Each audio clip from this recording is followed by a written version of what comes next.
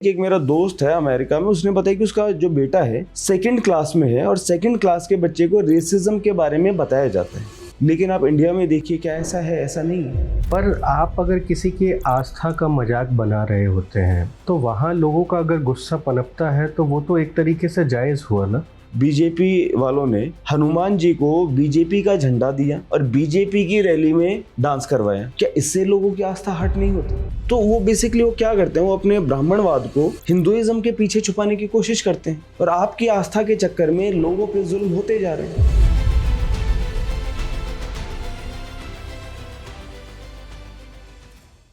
जब आप ब्राह्मणवाद शब्द का इस्तेमाल करते हैं तो आप बीजेपी को सिर्फ ब्राह्मणों से एसोसिएट क्यों कर देते हैं? उसमें तो तमाम अलग अलग जातियों के नेता हैं। सब नहीं, वो तो मैं कह ही रहा हूँ कि पीएम मोदी खुद थोड़ा ना ब्राह्मण है, लेकिन वो ब्राह्मणवाद को प्रोपेगेट करते हैं, इसलिए वो भी ब्राह्मणवादी है। तो ब्राह्मण क्या है? एक जाति है, ठीक है, और ब्राह्मणवाद एक विचार है।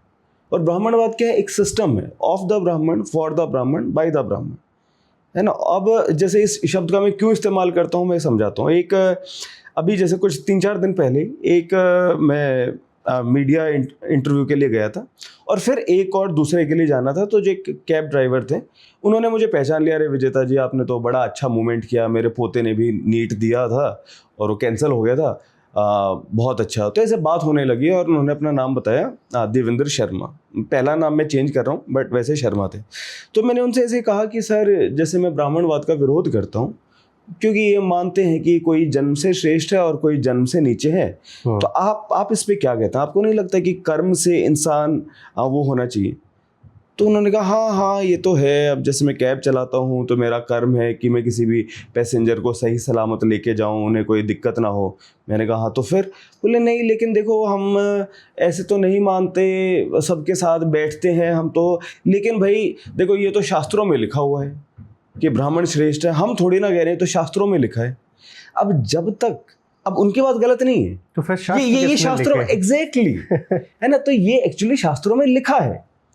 तो और वो बेचारे, तो ये बेचारे मैं यूं कह रहा हूं क्योंकि वो भी एक इग्नोरेंस में। अब जब तक वो ये मानेंगे कि ये शास्त्र डिवाइन है, फिर तो उनकी बात ठीक है, क्योंकि कई शास्त्रों में तो लिखा है कि ब्राह्मण जो है पूरे he is the Lord of the universe, और देवता भी जो है उन मंत्रों के अधीन है।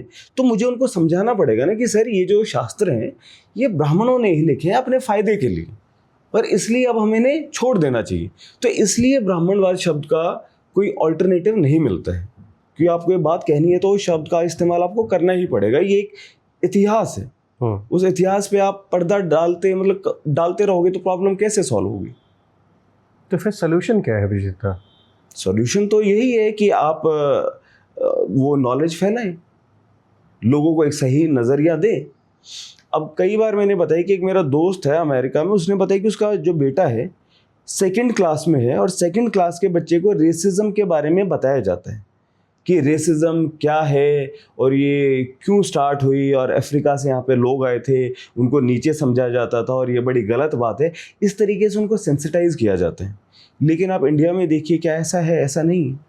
इनफैक्ट ये होता है कि मैं अगर ऐसा कंटेंट बनाता हूँ लोगों को सेंसिटाइज करने के लिए, तो मुझ पे भी अटैक किए जाते हैं। पहले केवल डीएम में और कमेंट में थे, अब तो आपने वीडियो देखा होगा कि लोग मतलब हैकल करने लगे। तो ना तो आप करिकुलम में कुछ ऐसी चीज़ डालते हैं, कोई और चीज़ बताता है कुछ, कभी आप उसके आईडी ब्लॉक कर देते हैं। अब एक दीपक डायलॉग्स के नाम से एक दोस्त हैं, उनकी आईडी भी ब्लॉक कर दी गई। तो जितने भी रैशनलिस्ट हैं, आप उनको बोलने भी नहीं दे रहे, आप खुद भी इसका कोई सॉल्यूशन नहीं कर रहे, इसीलिए प्रॉब्लम है। पर एक सवाल है कि आप ठीक है, आपके विचार अलग अलग हैं। हमारे हिंदुस्तान में सबके विचार अलग अलग होते हैं, एसोसिएशन सबका अलग अलग होता है। पर आप अगर किसी की आस्था का मजाक बना रहे होते हैं तो वहाँ लोगों का अगर गुस्सा पनपता है तो वो तो एक तरीके से जायज़ हुआ ना।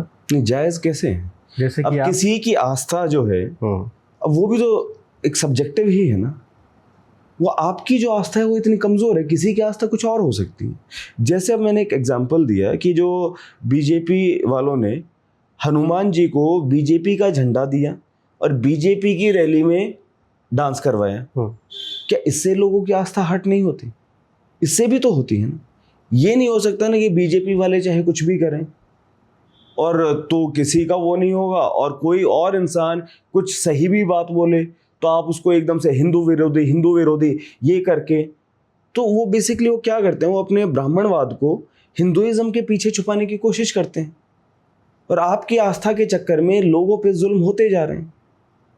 अभी वो लड़का केतन लाल, उसके साथ आप देखिए क्या हुआ, और पूरा का पूरा जो ब्राह्मणवादी मीडिया है उसने न्यूज़ को कवर तक नहीं किया। उसकी गर्लफ्रेंड के पेरेंट्स ने बुलाया, उसके पैरों में कील ठोक दी गई, उसके नाखून उखाड़ दिए गए, फिर उसके घर वालों को बुलाया और उसकी फिर मतलब डेथ हो गई, है ना। क्यों?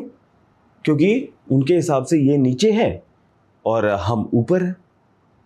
तो इस तरीके की सोच, आप सोचो ना कि कितनी खतरनाक सोच है, और इस सोच पे कोई बोले और आप कहो ओ मेरी आस्था हर्ट हो गई। अरे भाई, आपकी आस्था इतनी कमज़ोर क्यों है? आप अपना प्रचार कर रहे हो, जो दूसरा बंदा है उसे अपना प्रचार करने दो। जो ज्योतिबा फुले थे उन्होंने क्या कहा कि जो विषय तर्क ना झेल सके फिर तो समझो वो पाखंड है। और ये पेरियार ने भी यही कहा था कि हम तो जो पाखंड है हम तो उसके खिलाफ बोलते हैं। तो कुछ लोग इस पे हर्ट क्यों होते हैं? क्या ये वो लोग हैं जिनके लिए जो मतलब पाखंड को ही धर्म बताते हैं? धर्म की और भी तो इतनी अच्छी बातें हैं ना। ईशावास्यम उपनिषद की मैंने इतनी बार बात की है, निष्काम भाव की मैंने इतनी बार बात की है, लेकिन आपका वो है कि नहीं वो सब छोड़ो, हमें तो अपना यही चाहिए। अब एक बात है, जब मैं कहता हूँ कि 500 रुपये में आप ग्रहों की दशा नहीं बदल सकते। अब आपकी आस्था हर्ट हो रही है, लेकिन देखो ना कि करोड़ों लोगों के साथ क्या हो रहा है। अब मेरी ये बात सुन के बहुत सारे लोग हैं जो इस पाखंड से बाहर निकल आए। लोग मिलते हैं और लोग कहते हैं सर मैं बिल्कुल फंसा हुआ था, क्योंकि बचपन से ये कंडीशनिंग थी, और आपकी बात सुनी एकदम से मेरे दिमाग में बत्ती चली और मेरी बिल्कुल लाइफ बदल गई, मैं इतना कॉन्फिडेंट फील करता हूँ और सब कुछ। तो आप लोगों की ज़िंदगी बेहतर नहीं होने देना चाहते, और आप उसके लिए क्या है, मेरी फीलिंग्स, अरे दूसरों की भी तो कुछ फीलिंग्स होंगी यार, दूसरों को भी तो आप मत उनको प्रताड़ित करो ना। उनको आप मेंटली आप गैस लाइटिंग करते हो, उनको प्रताड़ित करते हो, ये ठीक है क्या? अभी आज जो सुप्रीम कोर्ट में जस्टिस हैं नागरत्ना जी, बीवी नागरत्ना जी, उन्होंने कहा कि फिर ऐसी बात है, फिर तो हम ऐसा करते हैं, कोई भी जो स्क्रिप्चर है उसको हम वही कर देते हैं कि उसकी कोई भी एडेप्टेशन होगी ही नहीं, ना टीवी पे, ना कविता में, ना कहानी में, ना किसी भी उसमें। क्यों? क्योंकि यूँ तो फिर फीलिंग्स हर्ट होती रहती हैं, और उनकी बात सही है। तो एक सभ्य समाज क्या है जहाँ पे लोग अपनी बात कह सकें। आप अपनी बात कहो, वो अपनी बात कहें।